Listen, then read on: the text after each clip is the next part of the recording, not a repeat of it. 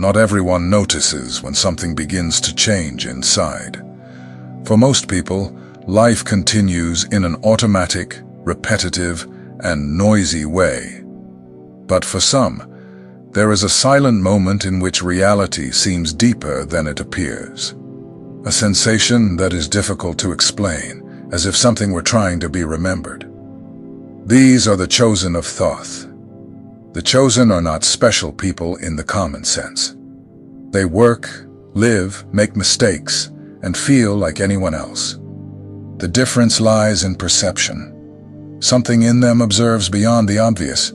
They notice patterns, inconsistencies, silences, and repetitions that go unnoticed by most, not by choice, but by inner nature.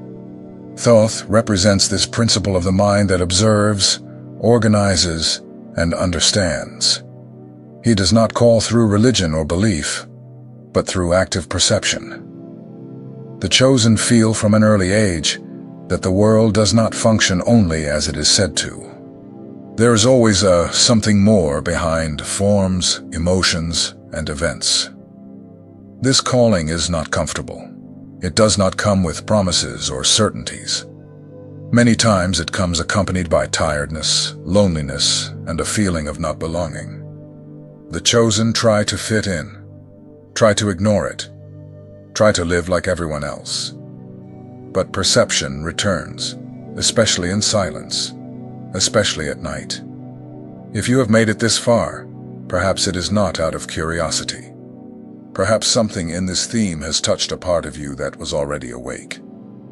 My name is George, and this channel exists to talk with the Chosen who feel, see, and perceive beyond the ordinary.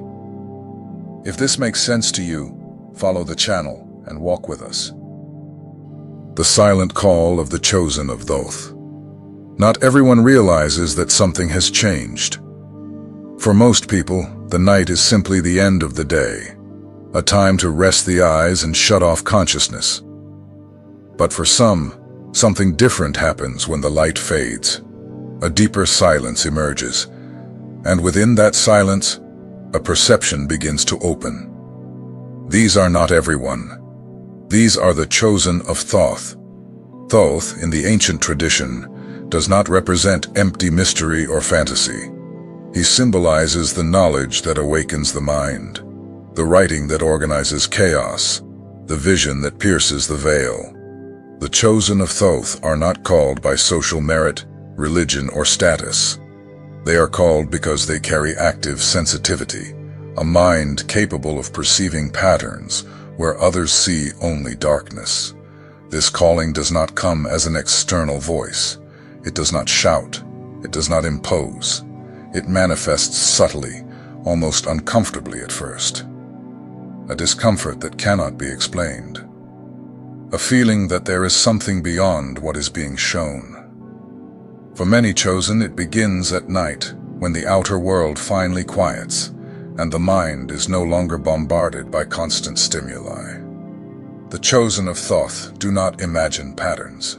They recognize them. Lines, grids, pulses, subtle movements in the dark do not arise because something was created in that moment, but because the common filter begins to fail. The mind relaxes its control. The body enters a state of transition, and what was always there becomes perceptible. This is the point that separates the Chosen from the rest. Most feel fear and close their eyes. They distract themselves, turn on a screen, seek noise. The Chosen, even afraid, remain attentive. Something in them knows it is not a threat, but a revelation. This is the first mark of the Chosen of Thoth. They do not awaken because they want to. They awaken because they can no longer ignore. Something inside them remains alert, even when everything tries to fall asleep. And it is in this silent state, far from the world's noise, that the call begins to organize itself, not as a promise of power, but as an invitation to vision. Why only the Chosen of Thoth perceive the pattern in the dark? Not all minds have been trained to see beyond the obvious. This is not judgment, it is observation. Most people live entirely focused on the immediate: tasks, practical problems, emotional survival. Their senses are too occupied reacting to the outer world to perceive what's happening in the more subtle layers of reality. The Chosen of Thoth operate differently. Their minds are not limited to what is useful or convenient. They observe, compare, cross-reference information, perceive inconsistencies.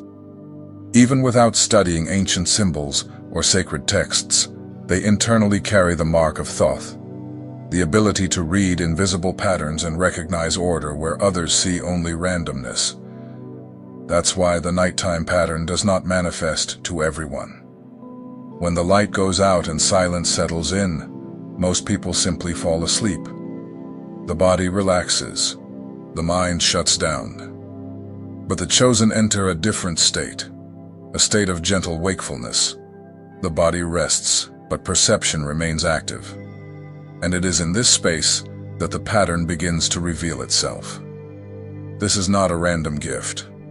Thoth, as a symbolic principle, governs the intelligence that crosses layers. The chosen carry this signature. They perceive when something is out of alignment.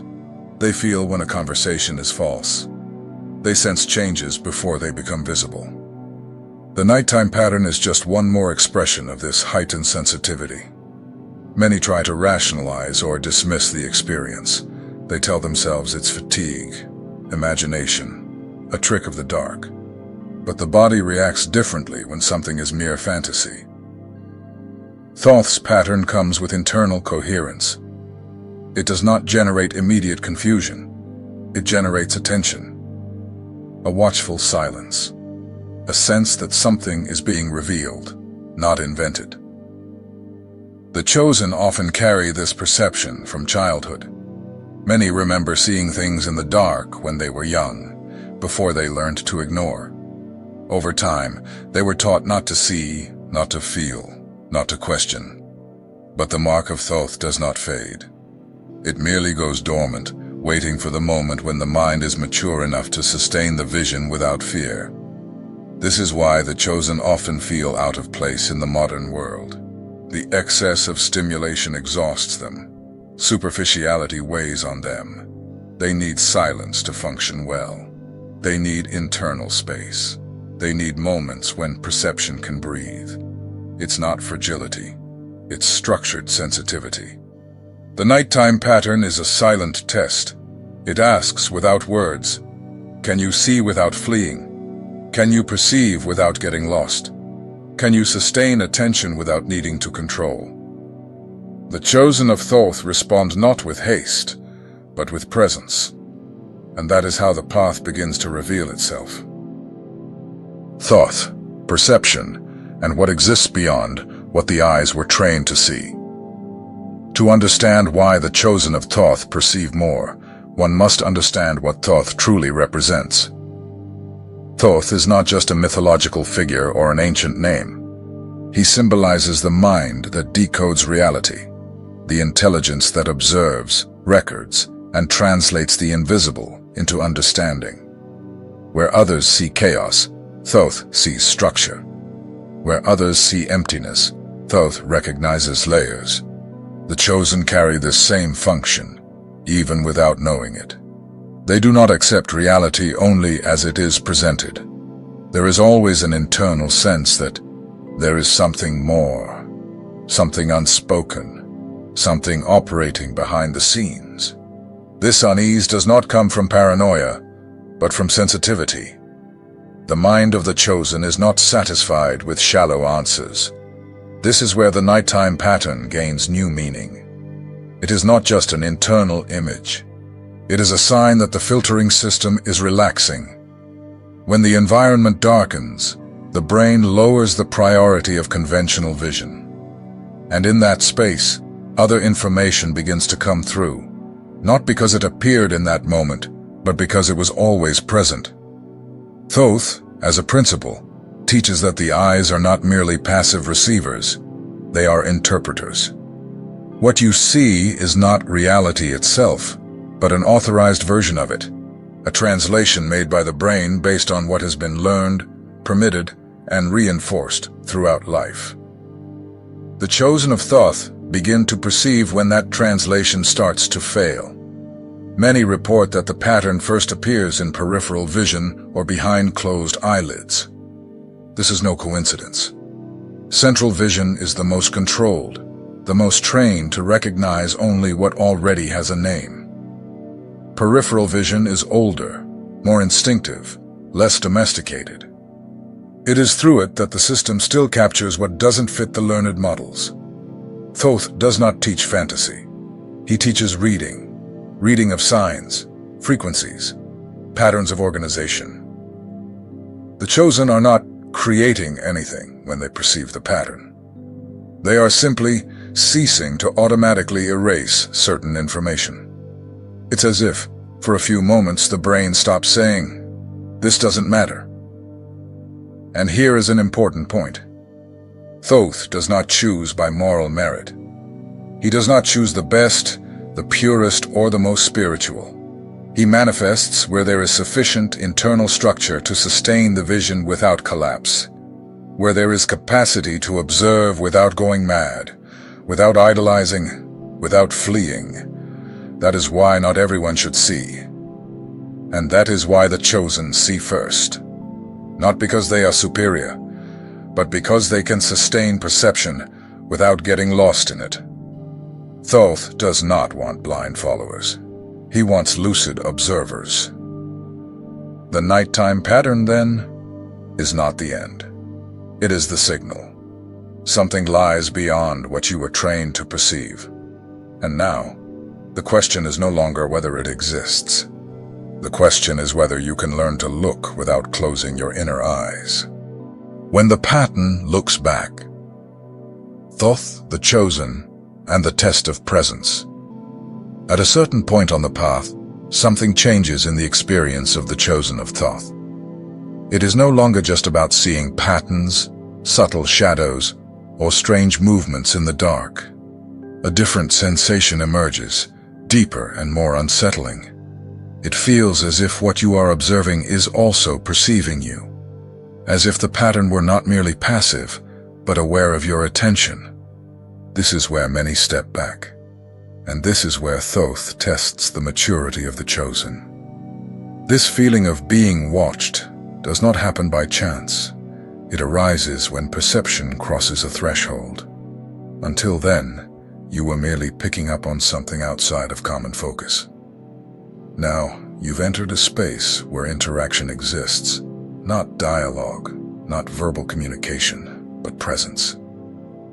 For an unprepared mind, this turns into fear. For the Chosen of Thoth, this becomes a test.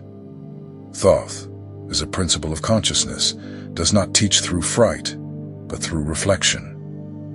This moment reveals how you respond to the unknown. The body gives everything away. If you panic, your breathing locks, muscles tense, the mind creates chaotic stories. The system shuts down. Perception breaks. Not because something external attacked you, but because you lost internal stability. That is why many see only once and never again. Not because they weren't chosen, but because they were not yet ready to sustain presence without creating internal drama. The human mind was trained to label quickly, threat or salvation. Thoth demands something rarer, lucid neutrality. At this stage, the Chosen begins to understand that the greatest trap is not outside, but within. It is not entities, Archons, or invisible forces that dominate. It is the automatic reaction. It is the unconscious emotional impulse. Thoth teaches that whoever controls their response controls the experience. There is a deep symbolic reason for this. The Archons, according to ancient texts, feed on unconscious reaction. Fear, anger, despair, blind euphoria. When you observe without reacting, the feeding system fails. Visibility interrupts the flow. Consciousness dissolves the capture. When you are able to remain present in this moment, something aligns within you. Perception organizes. The experience stops being invasive. And the Chosen finally understands. You are not being observed as a victim, but recognized as someone who can see without getting lost. The 3 stages of visual awakening. How Thoth guides the Chosen from perception to direction. After the Chosen of Thoth pass through the moment when the pattern looks back, without falling into fear or fantasy, something begins to organize naturally. The experience ceases to be chaotic and starts to follow a recognizable flow. Ancient texts and modern reports converge at the same point. There is a progression, not imposed, not rigid, but recurring. Thoth conducts the process in 3 major stages: intensification, symbolization, and direction. The first stage is intensification. In the beginning, perception appears sporadically, a flash in the dark, a subtle movement in peripheral vision, a strange sensation that lasts only a few seconds. The Chosen almost doubts what they saw, but as they don't react with fear or try to control it, it begins to repeat. The pattern appears more frequently, not just at night, but in moments of silence, of pause, of internal transition. This intensification does not mean something external is getting closer. It means that the perceptive system of the Chosen is becoming more stable. The body no longer enters immediate alert. The mind no longer reacts with automatic denial. Thoth does not force openings. He responds to the capacity for sustaining. The more internal coherence, the clearer the perception. Next comes symbolization.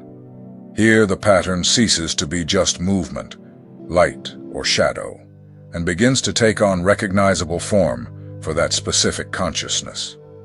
For some of Thoth's Chosen, organized geometries appear. For others, recurring symbols. Still others perceive images that seem to carry meaning, even without immediate explanation. This is not a literal message. It is an adapted language. Thoth never spoke in a single language.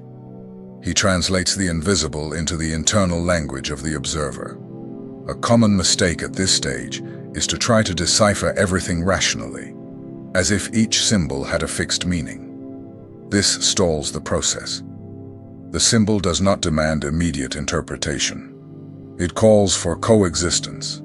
It reveals itself over time, often through daily life itself. The third stage is direction, and this is the quietest, but also the most transformative. Perception begins to manifest as practical intuition, not as voices, not as commands, but as bodily clarity. Certain decisions start to feel heavier. Certain paths begin to generate discomfort even before any external consequence.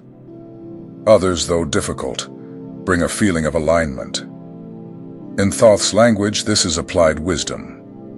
Knowledge that does not become action turns into noise. Therefore, when the Chosen insist on living against what they have already perceived, the experience begins to generate tension. The pattern becomes uncomfortable. The body reacts. The mind becomes restless, not as punishment, but as a sign of misalignment. That is why this progression is not a reward. It is a commitment. Perception increases in the same measure that responsibility grows. And the Chosen who understand this stop seeking signs and begin to live more truthfully. The real risk for the Chosen of Thoth. When the ego tries to take the place of wisdom, when perception deepens, when the Chosen begin to see patterns, influences, and layers that were previously hidden, a danger arises that is rarely noticed right away. It is not an external attack. It is not an Archon. It is not the invisible. The greatest risk is born within, the moment when the ego tries to occupy the throne of Thoth. In ancient symbology, Thoth does not represent personal power, superiority, or exaltation. He represents applied wisdom, mental balance, accurate reading of reality, and responsibility over what is perceived. When someone begins to confuse perception with personal importance, the axis breaks. The experience continues, but the consciousness sustaining it becomes distorted. The texts related to Thoth's tradition make it clear. Knowledge without humility becomes poison. The more one accesses invisible layers without emotional maturity, the more fragile they become, not stronger. The true initiate does not withdraw from the world. He becomes more present in it. He does not isolate himself out of superiority. He learns to walk among others without needing to prove anything. Another important warning sign is the abandonment of practical life. When the chosen begin to neglect the body, work, rest, and relationships, believing that the invisible is more important, something is out of place. Thoth never taught escape. He taught integration. The body is the instrument of perception. A mind that despises the body loses clarity. How to walk with the vision of Thoth. Practice, discernment, and integration of the chosen. After everything that has been revealed, a silent question arises within every chosen of Thoth. And now, how do I continue with this without losing myself? That question is already a sign of maturity. Because the path of Thoth was never about shock, fear, or spectacle. It has always been about clarity, rhythm, and conscious integration. The first point is to understand that Thoth does not work with haste. He does not demand that you see everything at once, nor that you force experiences. The true chosen learns to create conditions, not to provoke phenomena. The correct practice begins simply, almost too humbly for those expecting something grand. A calm environment with low light, a short time, 10 to 15 minutes, a comfortable body but awake, natural breathing without complex techniques. The gaze seeks nothing specific. It rests.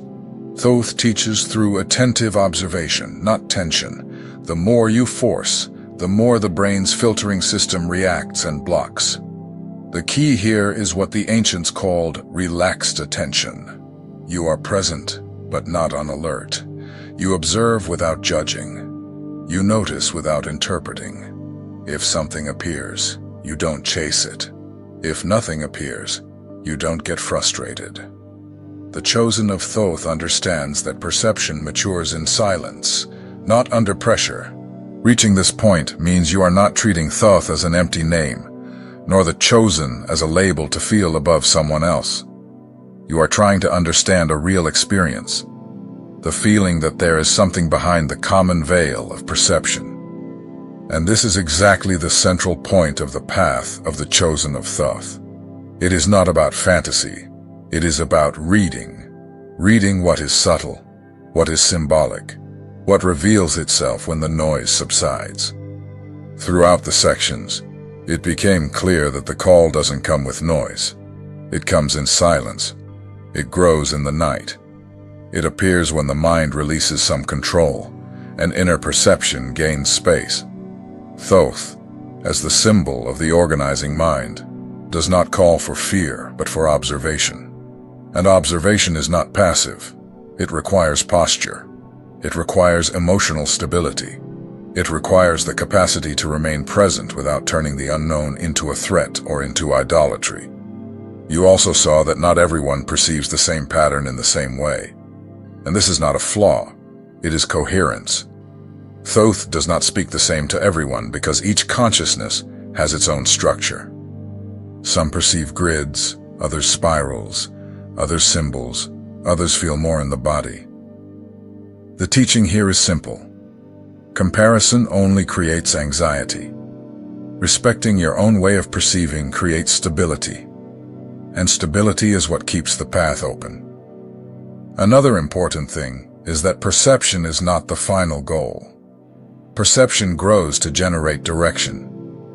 The pattern intensifies, organizes itself, gains language, and then becomes practice. The most mature question is never, what was that? But, what is this inviting me to adjust in my life?